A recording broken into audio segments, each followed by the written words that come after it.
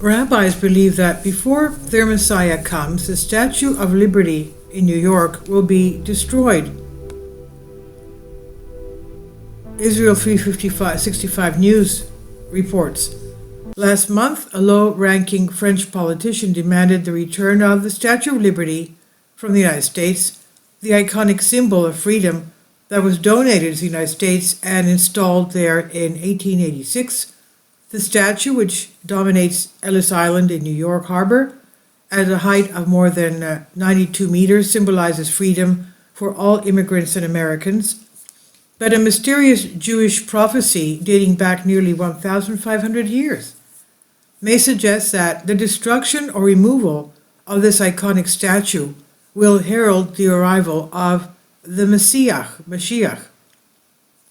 And this ancient and very strange story began nearly 1,500 years ago with Rabbi Pinchas, a former Kabbalist and mystic who lived in northern Israel, and his wife Rachel of Kfar Baram.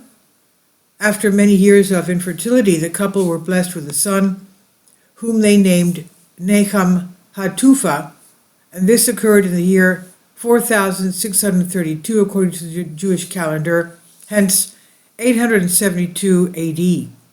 And according to legend, Nahum was born on the eve of the Jewish holy holiday of Rosh Hashanah. The child began to speak esoteric secrets immediately after his birth. Rabbi Ben Zion Mutzafi, a renowned Kabbalist from Jerusalem, gave the details of the story in a lecture in 2008.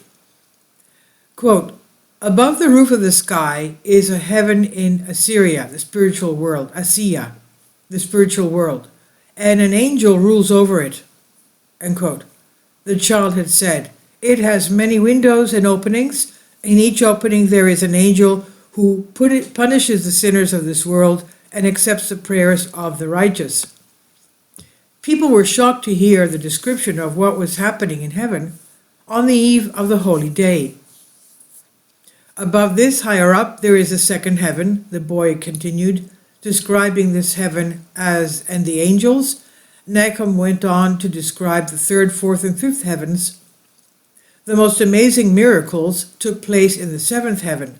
There lived all the sages of the Torah, the souls who repented, and the Jews who were killed in the name of heaven.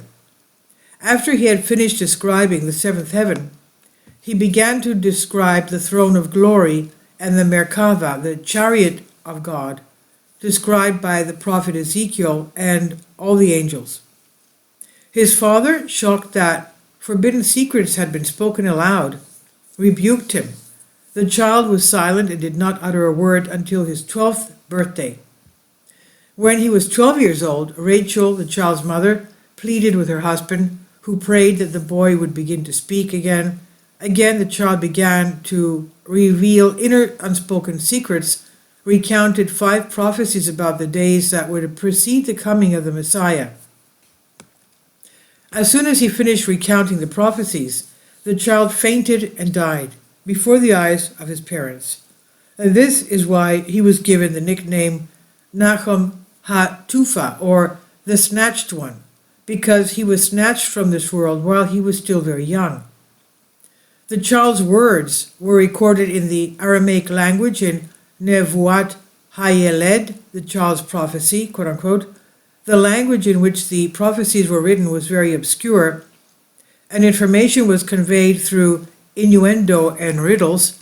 It's believed by the rabbis that Nakam's prophecies will only be understood in the days before the coming of the Messiah, Mashiach. Rabbi Yaakov Natan, an American Torah scholar, deciphered the 4th part of Nakam's prophecy. The original Aramaic text is difficult to understand, but it roughly translates to, "When the idol of Rhodes is destroyed, know that the end of the evil kingdom is near."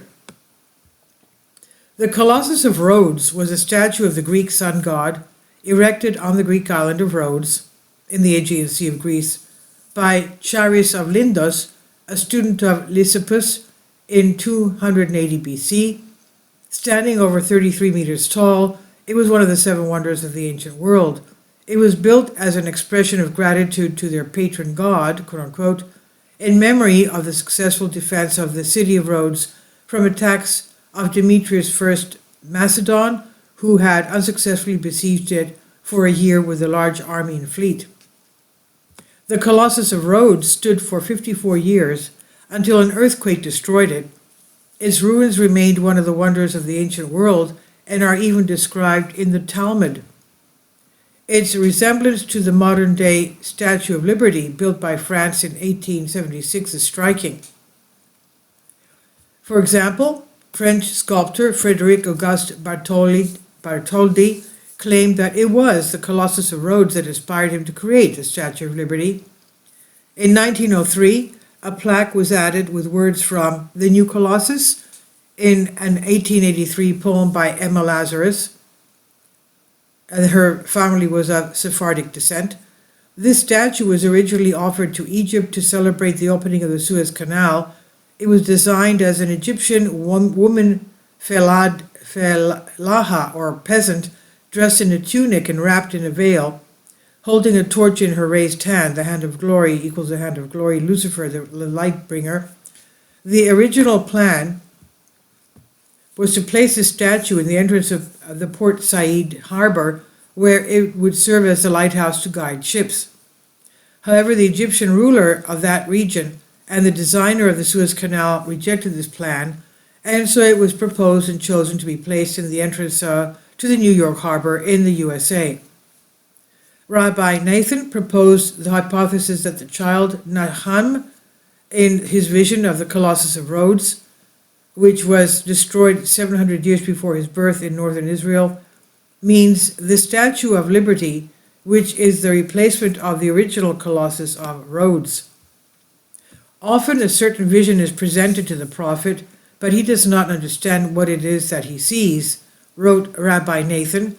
This has been expressly stated by the prophets Daniel and Zechariah. Sometimes a vision has a figurative, allegorical meaning for future events and not a literal one. Sometimes visions show the events themselves, but the prophet is limited and can describe them only in his own vocabulary, using concepts and facts that are familiar to him. In his vision, the child, Nakam, saw the Statue of Liberty, but he could not understand what he was seeing and could not express it in words. It was only about 120 years ago that we finally understood what Nakam saw, a sign of the coming redemption for Israel, of the coming of the Messiah, would be the destruction of the Statue of Liberty, which is a copy of the Colossus of Rhodes. The same interpretation of this prophecy was also given by Rabbi Shimon Dahan, who died in Paris, France, about 3 years ago. In 2005, Rabbi Dahan said that the Statue of Liberty would be destroyed at some stage in Israel's final redemption. Rabbi Dahan taught, "When this happens, we will know that the Messiah, Mashiach, is about to appear." And the editor's note says, when the Statue of Liberty was unveiled in New York in 1886, everyone thought, of course, that it was all done in honor of the victory of the North over the South in the American Civil War. But when they inaugurated the World Trade Center building 100 years later, everyone thought the same thing and had no idea what was screwed into the plaque